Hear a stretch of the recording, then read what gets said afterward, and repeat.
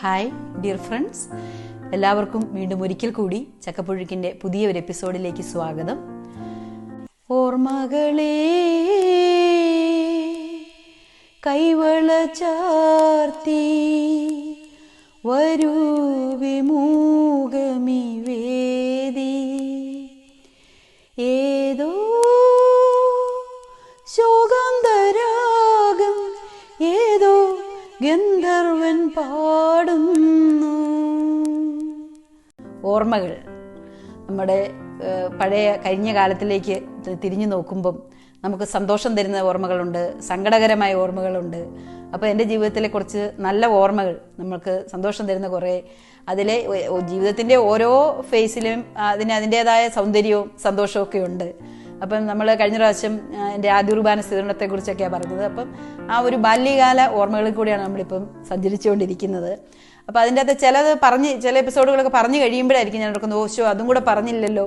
അപ്പോൾ അതിൻ്റെ അകത്ത് ഒന്നും എനിക്ക് ഒത്തിരി ഇഷ്ടമുള്ള ഓർമ്മകളൊന്നും എനിക്ക് നഷ്ടപ്പെടുത്താൻ ഇഷ്ടമില്ലാത്തത് കൊണ്ട് ഞാനിപ്പം ഒരു കഴിഞ്ഞ പ്രാവശ്യമൊക്കെ ഞാൻ പറയാൻ വിട്ടുപോയൊരു ഓർമ്മ ആദ്യം അത് തന്നെ ഷെയർ ചെയ്യുകയാണ്. അപ്പോൾ എൻ്റെ അമ്മ, ഞങ്ങൾ സ്കൂളിൽ പോകുന്ന സമയത്ത് ഞാൻ ഈ എപ്പിസോഡിൽ എവിടെയോ ഞാൻ പറഞ്ഞിട്ടുണ്ട്, ഞങ്ങൾ ആദ്യം വേറെ താമസിക്കാൻ പോയപ്പോൾ വെള്ളികുളത്ത് ഒരു ഓടൊക്കെ ഇട്ട് ഒരു കൊച്ചു വീട്ടിലായിരുന്നു ആദ്യം താമസിച്ചിരുന്നത്. അത് കഴിഞ്ഞ് പിന്നെ ഞങ്ങൾ ഇച്ചിരൂടെ വലുതായിട്ടൊരു വീടൊക്കെ പണിത് ഇച്ചിരൂടെ മാറി താമസിച്ചു. പക്ഷേ ആ കൊച്ചു വീട്ടിൽ താമസിച്ചുകൊണ്ടിരുന്ന സമയത്ത് ഞങ്ങൾ സ്കൂളിൽ പോകുമ്പം അമ്മ ഞങ്ങളെ, എന്നെയും എൻ്റെ അനിയത്തിയും, രണ്ട് പെൺപിള്ളേരാണ്, രണ്ടാമ്പിള്ളേരും. അപ്പോൾ ഞങ്ങളെ രണ്ടുപേരെയും നല്ലതായിട്ട് ഒരുക്കും അമ്മ. ആ ഒരുക്കെന്ന് പറഞ്ഞാൽ ഭയങ്കര ഒരുക്കാണ്, അതായത് ഡാൻസിനൊക്കെ കയറ്റുന്ന പോലത്തെ ഒരുക്കിയാണ് സ്കൂളിൽ വിടുന്നത്. അപ്പം നമുക്കതൊക്കെ സന്തോഷം, കൊച്ചുങ്ങളല്ലേ, നമുക്കറിയത്തില്ല, നമ്മൾ ഇരുന്ന് കൊടുക്കും. അമ്മ ഇങ്ങനെ വാലിട്ട് കണ്ണെഴുതി പൊട്ടും തൊട്ടെന്ന് പറഞ്ഞ പോലെ, വാൽ കണ്ണെഴുതി വനപുഷ്പം ചൂടി വൈശാഖരാത്രിയൊരുങ്ങി. പെട്ടെന്ന് ആ പാട്ടിൻ്റെ വരികൾ അങ്ങനെ ഓർത്തുപോയി. അപ്പോൾ അങ്ങനെ കണ്ണെഴുതിയിട്ട് ഇങ്ങനെ വാലി നീട്ടി എഴുതും, ഒരു ബ്യൂട്ടി സ്പോട്ട് ഇവിടെ തൊടും. അത് കഴിഞ്ഞ് ഈ പിരുകത്തിൻ്റെ മുകളിൽ കൂടി ഇങ്ങനെ കുത്തു വെള്ള അത് ഡാൻസിനാണ് സാധാരണ അങ്ങനെയൊക്കെ ഒരുക്കുന്നത്. അങ്ങനെയൊക്കെ ഒരുക്കി അമ്മ ഞങ്ങളെ വിടുന്നത്. അപ്പം താഴേന്ന് വരുന്ന പിള്ളേരൊക്കെ, വട്ടോത്തെ പിള്ളേരുണ്ട്, തോണിക്കുഴിയിലെ സിബി, സിജി, അങ്ങനെയൊക്കെ ബിൻസി, ഇവരൊക്കെ ഞാനിങ്ങനെ വ്യക്തമായിട്ട് ഓർക്കുന്നില്ല. അങ്ങനെ കുറേ പേര്, വട്ടത്തെ മോളിയൊക്കെ എന്തായാലും ഉണ്ട്. അവരിങ്ങനെ ആ വീടിൻ്റെ മുകളിൽ ഒരു കയ്യാല പോലെ ഉണ്ട്, അവിടെ ഇങ്ങനെ വെയിറ്റ് ചെയ്യും ഞങ്ങളെ ഒരുക്കി വിടാൻ വേണ്ടി. ശാന്തമ്മ ചേച്ചി പിള്ളേരെയൊക്കെ ഒരുക്കി വിടും. ഈവൻ ആൺപിള്ളേരാണെങ്കിൽ പോലും ഞങ്ങളുടെ ആങ്ങളമാരെയൊക്കെ അമ്മ കയ്യിൽ വളയൊക്കെ ഇടിപ്പിച്ച് എടുത്തിടിപ്പിച്ച് അങ്ങനെ നടത്തുള്ളായിരുന്നു. അപ്പോൾ കോഴിക്കും കുളന്തയ്ക്കും ഇടുന്ന ശീലം എന്ന് പറഞ്ഞ പോലെ അന്ന് പഠിച്ച ആ ഒരു അമ്മ അതിട്ട് തന്ന ശീലം, ഒരു കുഞ്ഞിപ്പൊട്ടും ഒരു ഇച്ചിരി കണ്ണൊക്കെ എഴുതുക അല്ലെങ്കിലേ ഉള്ളൂ എനിക്ക് ഒരു സാറ്റിസ്ഫാക്ഷൻ, ഒരു കോൺഫിഡൻസ് വരുള്ളൂ. അതിപ്പോഴും അത് ഉണ്ട്. അങ്ങനെ അതുപോലെ തന്നെ ഞങ്ങൾ സ്കൂൾ കഴിഞ്ഞ് തിരിച്ചു വരുമ്പം അമ്മ ഞങ്ങളെ നോക്കിയിരിക്കുന്ന ഒരു ഭാഗമുണ്ട്. ഞങ്ങൾക്ക് എല്ലാവർക്കും തന്നെ, എനിക്ക് ഏറ്റവും ലോകത്തിൽ ഇഷ്ടമുള്ള ഭക്ഷണം ചക്കപ്പുഴുക്ക. അതാണ് നമ്മുടെ ചാനലിൻ്റെ പേര് തന്നെ ചക്കപ്പുഴുക്കാണല്ലോ. അപ്പം ചക്ക, കപ്പ, ചേന, ചേമ്പ് ഇങ്ങനെയുള്ള സാധനങ്ങളാണ് ഞങ്ങൾക്ക് എല്ലാവർക്കും ഈ ഇഡ്ഡലിയും ദോശക്കാട്ടിലും കൂടുതൽ ഇഷ്ടം. അപ്പോൾ അമ്മ ചേന പുഴുങ്ങും. ഞങ്ങൾ സ്കൂളിൽ നിന്ന് വരുന്ന സമയമാകുമ്പോൾ നല്ല ചേന പുഴുങ്ങിയിട്ട് അതിൻ്റെ അകത്ത് തേങ്ങയൊക്കെ ഇട്ട് ചേന പുഴുങ്ങും. പിന്നെ അതിൻ്റെ അകത്ത് കാന്താരിമുളകും ഒരു ശകലം കൊച്ചുള്ളിയും കറിവേപ്പിലയും പുളിയും ഇച്ചിരി ഉപ്പും എല്ലാം കൂടെ ഞരടിയിട്ട് ഒരു ചമ്മന്തി, മുളക് പൊട്ടിച്ചത്, അതും ഓർക്കുമ്പോൾ തന്നെ ഇപ്പം വായിക്കകത്ത് പിന്നെ ഒരു കപ്പൽ ഓടിക്കാനുള്ള വെള്ളം വരും അന്നത്തെ കാര്യം. അപ്പോൾ അത് എല്ലാം വെച്ച് അമ്മ ഞങ്ങളെ നോക്കിയിരിക്കും. ഞങ്ങൾ വരുമ്പോഴേക്ക് ഞങ്ങൾ എല്ലാവരും കൂടെ ഓടി വന്ന് ബാഗൊക്കെ അവിടെ വെച്ചിട്ട് കൈയൊക്കെ അന്ന് കഴുകുന്നുണ്ടായിരുന്നോ എനിക്ക് ഓർമ്മയില്ല. ഓടിച്ചെന്ന് 4 പേരും, പിള്ളേരും അമ്മയും എല്ലാം കൂടെ ഒരു പാത്രത്തിൽ നിന്ന് കൈയിട്ട് വാരിയൊക്കെയാണ് തിന്നുന്നത്. അതിൽ നിന്ന് കഴിക്കും, നമ്മളോടിച്ച കൂട്ടി കഴിക്കും. അതിൻ്റെ കൂട്ടത്തിൽ ഞങ്ങളിങ്ങനെ സ്കൂളിലെ വിശേഷങ്ങൾ ഇങ്ങനെ പറഞ്ഞുകൊണ്ടേയിരിക്കും.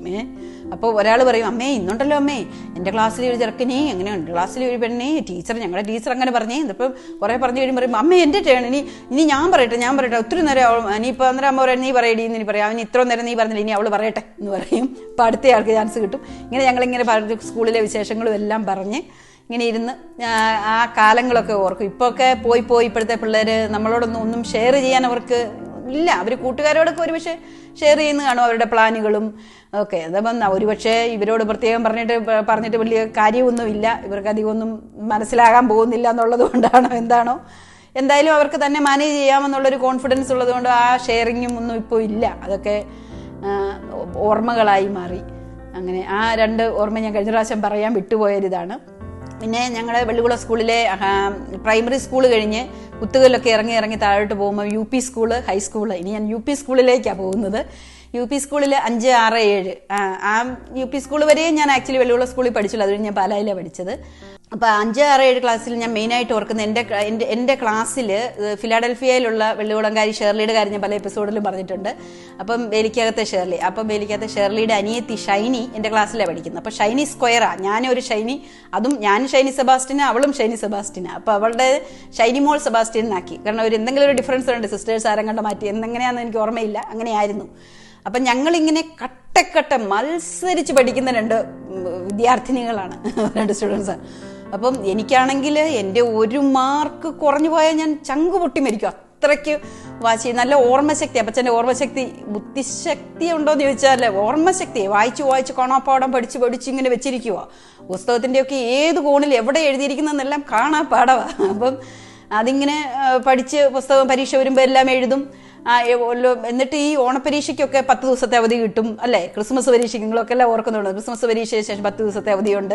ഈ 10 ദിവസത്തെ അവധി കഴിഞ്ഞ് വരുമ്പം ഈ അവധിയുടെ സമയത്തും ഞാൻ എപ്പോഴും 23ാമത്തെ ക്വസ്റ്റ്യൻ്റെ ആൻസർ ആ പുസ്തകത്തിൻ്റെ ഇത്രയും ഭാഗത്ത് ഇത്രയും താഴെയാണ് കിടന്നത്, അത് ഞാൻ എഴുതിയത് ശരിയായിരുന്നോ, അത് തെറ്റാ, ഇങ്ങനെ കൂട്ടി നോക്കും. അതിന് വല്ല മാർക്കും പോയോ, 50 ഇത്ര മാർക്ക് കാണും എന്നൊക്കെ ഞാനിങ്ങനെ കണക്ക് കൂട്ടി. എൻ്റെ മനസ്സിൽ ഞാൻ ഹോളിഡേ ഒന്നും ആഘോഷിക്കുന്നില്ല, എൻ്റെ മനസ്സിൽ അന്നേരവും ഈ കണക്ക് കൂട്ടലുകൾ നടന്നുകൊണ്ടിരിക്കുകയാണ്. മാർക്ക് എത്ര കിട്ടും? ഫസ്റ്റ് നമുക്ക് തോക്കാൻ പറ്റത്തില്ലല്ലോ, സെക്കൻഡ് ആകാൻ പറ്റത്തില്ലല്ലോ, അതാണ് നമ്മുടെ പ്രശ്നം. അപ്പോൾ അങ്ങനെ ക്ലാസ് കഴിഞ്ഞ് അവധിയൊക്കെ കഴിഞ്ഞ് ചെല്ലുമ്പം എല്ലാ സാറുമാരും ഈ ക്വസ്റ്റ്യൻ പേപ്പറിൻ്റെ ആൻസർ പേപ്പറും എല്ലാം ആയിട്ട് വരും. അപ്പം സാർ അകലേന്ന് വരുമ്പോഴേ നമ്മൾ ക്ലാസ്സിലിരുന്ന് നോക്കും, ആൻസർ പേപ്പർ ഉണ്ട് കേട്ടോ. അയ്യോ, കുറേ പിള്ളേർക്ക് ടെൻഷനാണ്, ദൈവമേ ഇന്ന് കൊണ്ടുവന്നിട്ടുണ്ട്. ഞാനൊക്കെ നോക്കിയിരിക്കുന്നു ആൻസർ പേപ്പർ കിട്ടാൻ വേണ്ടിയിട്ട്.